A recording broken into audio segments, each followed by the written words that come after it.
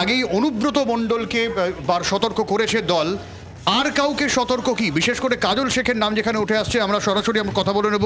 শ্রেয়সী আমাদের প্রতিনিধি রয়েছেন। শ্রেয়সী, অনুব্রত মণ্ডলকে ইতিমধ্যেই দলের তরফ থেকে সতর্ক করে দেওয়া হয়েছে এবং বার্তা দেওয়া হয়েছে, এই জায়গায় দাঁড়িয়ে আর কে এই সতর্ক বার্তার জায়গায়? দেখো, অনুব্রত মণ্ডলের যে ঘটনা, সেই ঘটনায় নিঃসন্দেহে দল অত্যন্ত বিরক্ত যে এই কাণ্ড কি করে করতে পারেন একজন, এবং সেক্ষেত্রে সেটা স্পষ্ট করেছে দল তাদের সোশ্যাল মিডিয়ায়। কিন্তু অনুব্রত মণ্ডলের পাশাপাশি কিন্তু বীরভূম জেলার অন্য নেতৃত্বের কাছেও কিন্তু দলের পক্ষ থেকে বার্তা দেওয়া হয়েছে। কি সেই বার্তা? যার মধ্যে অবশ্যই কাজল শেখও কিন্তু অন্যতম। সেখানে কি বার্তা দেওয়া হয়েছে? যে বার্তায় বলা হয়েছে যে তারাও যেন সংযত থাকেন, তাদের প্রত্যেকের উপরেই কিন্তু দল নজর রাখছে। দল কিন্তু বীরভূমের ক্ষেত্রে যেটা খুব স্পষ্ট, যে এক্ষেত্রে একা অনুব্রতর সঙ্গে এই ঘটনা ঘটেছে, একটা অনুব্রতর ক্ষেত্রে কিন্তু দল করার ব্যবস্থা নিয়েছে তা নয়, প্রত্যেকের ক্ষেত্রে কিন্তু দল কড়া নজর রাখছে, সেই বার্তায় দেওয়া হচ্ছে, যার মধ্যে কাজল শেখ কিন্তু অন্যতম।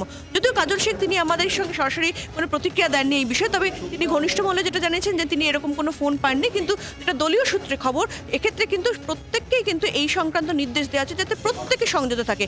তার কারণ আমরা এর আগেও দেখেছি যে বীরভূমের ক্ষেত্রে কিন্তু দল একেবারে কোর কমিটির উপর ভরসা করছে বারে বারে, সেটা মমতা বন্দ্যোপাধ্যায়ের বক্তব্যে হোক কিংবা অভিষেক বন্দ্যোপাধ্যায়ের যে বার্তা সামগ্রিকভাবে, এমনকি যে লিস্ট প্রকাশিত হয়েছে সাম্প্রতিককালে যেখানে বীরভূমের ক্ষেত্রে দেখা যাচ্ছে যে কোর কমিটির উপরেই কিন্তু সেক্ষেত্রে কোর কমিটির উপরে ভরসা রাখছে। ফলে সেই জায়গা থেকে দাঁড়িয়ে কোর কমিটির সকলের উপরে যে দলের নজর রয়েছে, যার মধ্যে কিন্তু একদিকে যেমন অনুব্রতর যে ঘটনা, সেই ঘটনার পরিপ্রেক্ষিতে দল অবস্থান বুঝেছে, ঠিক তেমনই কিন্তু অন্যগুলো সামগ্রিকভাবে সমস্ত কিছুর ক্ষেত্রে কিন্তু দলের যে নজর রয়েছে, অর্থাৎ একজন নয়, সামগ্রিকভাবে বীরভূমের প্রত্যেকের উপর দলের যে নজর রয়েছে, যার মধ্যে কাজল শেখ অন্যতম, সেই বিষয়টা দল স্পষ্ট করেছে। যদিও সেক্ষেত্রে কাজল শেখ কিন্তু সেক্ষেত্রে তার যে বক্তব্য যে তিনি কোনো ফোন পাননি, যদিও দলীয় সূত্রে খবর, এক্ষেত্রে প্রত্যেককেই কিন্তু সেই বার্তাটা দেওয়া হয়েছে। এই জায়গায় দাঁড়িয়ে শ্রেয়সীর আগেও আমরা দেখেছি যে অনুব্রত মণ্ডল যে অডিও ক্লিপ ভাইরাল হয়েছিল, সেখানে কাজল শেখের নাম করেও কিন্তু অনুব্রত মণ্ডল সেখানে হুমকি দিচ্ছেন, কথা বলছেন। ফলে এই অডিও ক্লিপের পরেও কিন্তু একবার এই অনুব্রত কাজল যে দ্বন্দ্ব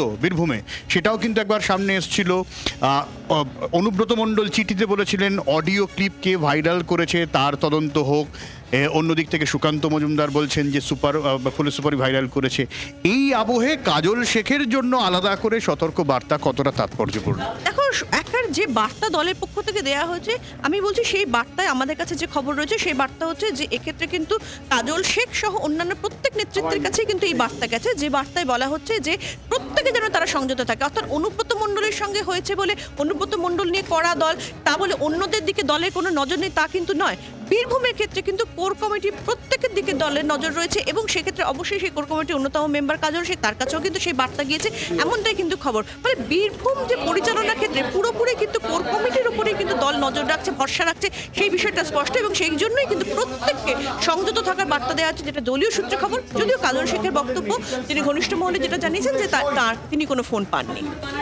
একদমই, অনেক ধন্যবাদ শ্রেয়সী। এবং এই জায়গা থেকে কাজল শেখ তিনি বলছেন এখনো পর্যন্ত তিনি কোনো বার্তা পাননি, যদিও দলের তরফ থেকে বলা হয়েছে যে কাজল শেখকেও সতর্ক বার্তা দেওয়া হয়েছে, সতর্ক করা হয়েছে, এবং সেই জায়গায় দাঁড়িয়ে অনুব্রত মণ্ডলের পাশাপাশি কোর কমিটির প্রত্যেকেই যে দলের নজরদারির আওতায় রয়েছে, সেটা কিন্তু একেবারে স্পষ্ট, এবং এই বার্তা দেওয়া হয়েছে দলে থাকতে হলে নিয়ম মেনে চলতেই হবে।